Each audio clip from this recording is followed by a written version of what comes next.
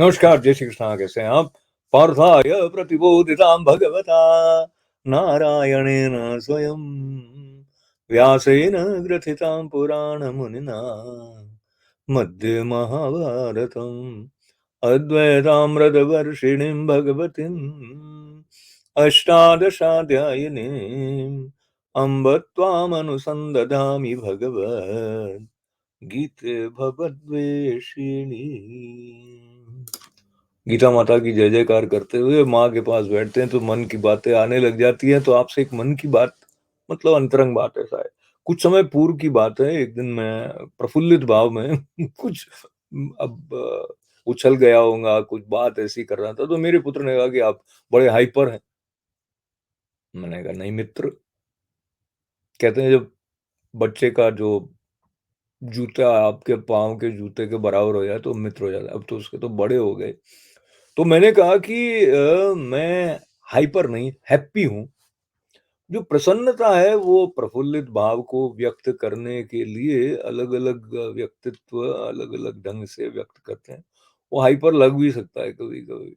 मगर फिर से जब ध्यान की बात करते हुए मैं अपने पुत्र की बात लेकर आ रहा हूँ, तो हाइपर होना यानी कि जो गीता माता सम पर रहने वाली बात कहती हैं, तो न तो अतिरेक होना है किसी अच्छे संदर्भ के साथ में उत्साह का, और न तो मतलब निश्चल हो जाना है कि भई ऐसा नहीं हुआ, वैसा नहीं हुआ, वो सम की बात है।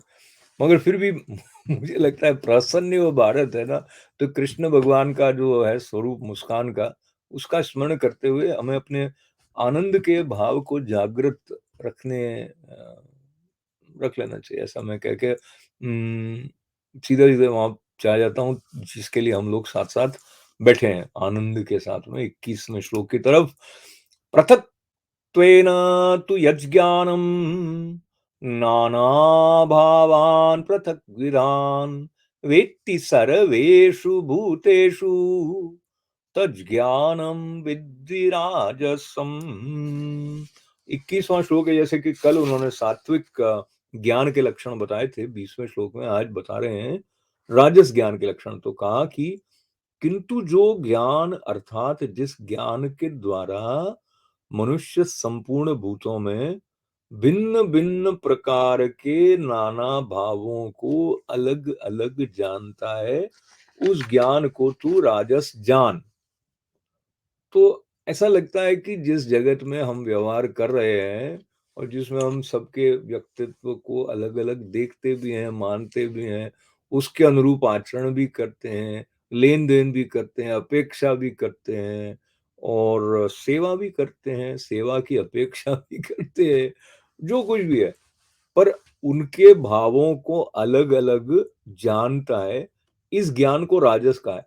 इसका मतलब ये है कि सिर्फ सात्विक ज्ञान से काम चलेगा नहीं, राजस ज्ञान भी आवश्यक है, ऐसा मुझे लगता है। क्योंकि अगर राजस ज्ञान नहीं होगा तो आप ये नहीं सुन सुन भी नहीं रहे होंगे, या जो भी कर रहे होते हैं उसमें अपने आप में जो एकत्व का भाव है वो तो देखिए, इससे मुझे श्रीमद् भागवत के वो वाले संदर्भ याद आ जाते हैं जब ब्रह्मा जी के मन में सृष्टि करने की थी, उनको प्रेरणा सृष्टि करनी थी। उसी निमित्त से, उसी कारण से जब उनकी संतान उत्पन्न होती, नारद जी गए, वो प्रचेता और मुझे भी ठीक से नाम याद नहीं आ रहे। लेकिन वो नारद जी उनको क्या कह देते थे, जाके कुछ ज्ञान दे देते थे जिससे वो निवृत्ति मार्ग की तरफ चले जाते हैं। निवृत्ति मार्ग जो है वो प्रवृत्ति से अलग है, विपरीत बैठ जाता है।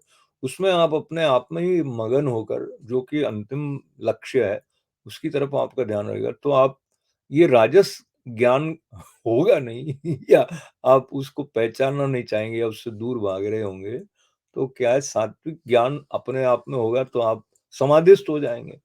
लेकिन राजसी जो ज्ञान है वो लेकर ही आप, अगर कहाँ पे कानून है अगर, तो कानून में राजसी ज्ञान तो आवश्यक होगा, तो एक अपराधी अपराधी होगा, वरना ये सिर्फ सात्विक ज्ञान होगा तो अपराधी के अंदर जो परम तत्व है आप उसी की तरफ ध्यान दे रहे होंगे। तो व्यवहार की दृष्टि से अमुक मनुष्य के कार्य का क्या परिणाम हो रहा है, उसके अनुरूप उसको कैसे ठीक ठीक व्यवहार की तरफ निर्देशित करना है, उस सब में राजस ज्ञान ऐसा मुझे लगता है, ये मैं अपनी तरफ से आपके साथ सोच रहा हूँ। तो राजस ज्ञान भी सफलता के लिए आवश्यक है। ऐसा मैंने कह दिया अभी आपके साथ में। बाकी भगवान आगे क्या कहते हैं और देखेंगे। लेकिन ये याद करिए कि कल उन्होंने सात्विक ज्ञान कहा था, तो वो आधार है हमारे लिए मुक्ति की तरफ बढ़ने का, क्योंकि सात्विक ज्ञान है तो आप विभाग रहित समभाव से एक अविनाशी परमात्मा को सब भूतों में देख सकते हैं। और वो देखते हैं तो वो जो आनंद है, वो जो एक विस्तार है, वो कुछ-कुछ लोगों को ही प्राप्त हुआ होगा, पर वो हमारा आदर्श है। लेकिन उसके साथ राजस ज्ञान को भी हम अ, मतलब उसकी भी आवश्यकता है, ऐसा मैं कहते हुए 22वें श्लोक की तरफ चलता हूँ। इसमें आप देखेंगे तामस ज्ञान के बारे में भगवान क्या कह रहे हैं। यत्तु कृष्णवदेकस्मिन् कार्ये सक्तम हैतुकम् अतत्त्वार्थवदल्पं च तत्तामसमुदारतम। कहते हैं भाई, जो तामस ज्ञान के लक्षण कैसे हैं? जो ज्ञान एक कार्य रूप शरीर में ही संपूर्ण के सदृश आसक्त है, यानी कि जिस विपरीत के ध्यान के द्वारा मनुष्य एक क्षणभंगुर नाशवान शरीर को ही आत्मा मानकर उसमें सर्वस्व की भांति आसक्त रहता है। मतलब लगता है कि मैंने ये अच्छे-अच्छे कपड़े पहन लिए तो वाह, वाह! मैंने अच्छा-अच्छा खाना खा लिया तो वाह, वाह! और मैंने अच्छे से अच्छा महल जैसा अपने लिए घर बना लिया तो वाह, वाह! और इसके लिए मैंने दूसरे की आत्मा, दूसरे के भीतर जो आत्मा है, उसको अगर ठेस भी पहुँचा दी, नष्ट भी कर दिया किसी का जीवन का पूरा सपने हमने बिखेर दिए, तो भी कोई कष्ट नहीं, क्योंकि सब कुछ तो यही है, ऐसा मानते हैं जो वो तामस ज्ञान है। ये अहंकार से जनित है और ये जो है बिना युक्ति वाला तात्विक अर्थ से रहित है और तुच्छ है, ऐसा भगवान कह रहे हैं। तुच्छ है ये, इसको तामस कह दिया भगवान ने। मतलब बताया जी कि तामस है ये। तो एक बार इसको फिर से दोहराया जाए बात को, ऐसा तो हमें बहुत दिख रहा है जगत में, जो तामस ज्ञान है, उसके कारण ऐसी पट्टी बन जाती है कि जो संपूर्ण है उसका तो बोध हुआ ही नहीं, और जो संपूर्ण है उसको सीमित भी मान लिया, और सीमित मान के उसको सर्वस्व मानकर उसकी सेवा की दृष्टि से आम रूप से जो सामान्य शिष्टाचार हैं, कभी-कभी उनका, और जो नैतिकता है उनका बिल्कुल ध्यान नहीं रखते हुए कार्य करने का वो ढंग अपना लिया कि दूसरे का शोषण करना पड़े तो कोई बात नहीं। मुझे लाभ होना चाहिए, मुझे सुख सुविधा प्राप्त होनी चाहिए। यही दृष्टि लेकर हमने, मानव जाति ने, पृथ्वी माता का भी दोहन करना शुरू कर दिया, शोषण करना शुरू कर दिया। पृथ्वी तो देती हैं, लेकिन बाद में जब उनका कोप प्रकट होता है तो फिर वो भी हमारे सामने आता है, कहीं तूफान आ जाते हैं और कई प्राकृतिक आपदाएँ आ जाती हैं। इसलिए हमारे शास्त्र और संत हमें बार-बार ये याद दिलाते हैं कि जो पाँचों तत्व हैं, उनके बीच के सामंजस्य, उनकी जो समन्वय का भाव है, उसको बनाए रखने के लिए हमें सजग रहना चाहिए। 5 तत्व का मतलब यही पृथ्वी, जल, अग्नि, वायु, आकाश इत्यादि जो हैं, ये पंच तत्व। और ये हमारे अंदर भी जल है, तो हमारा और प्रकृति का जो संबंध है उसको भूलकर हम ये जो एक छोटी-सी इयत्ता, हमारी जो इकाई है देह की, इसको सब कुछ मान लेके आए, तो वो तामस ज्ञान कहा गया है। ये बात भगवान की हम पकड़ के रखें, तो तामस ज्ञान क्या है ये पता हो तो हमें तामस को कम करने का प्रयत्न करना है। राजस ज्ञान क्या है तो वो समझकर हमें राजस ज्ञान का ऐसा उपयोग करना है जो व्यवहार की दृष्टि से तो सही है, पर उसके कारण हमारा जो सात्विक ज्ञान है वो दब नहीं जाए, वो पीछे नहीं रह जाए।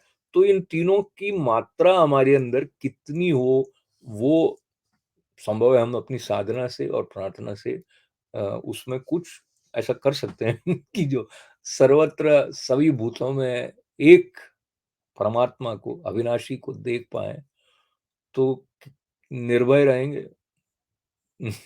बीपी नहीं बढ़ेगा।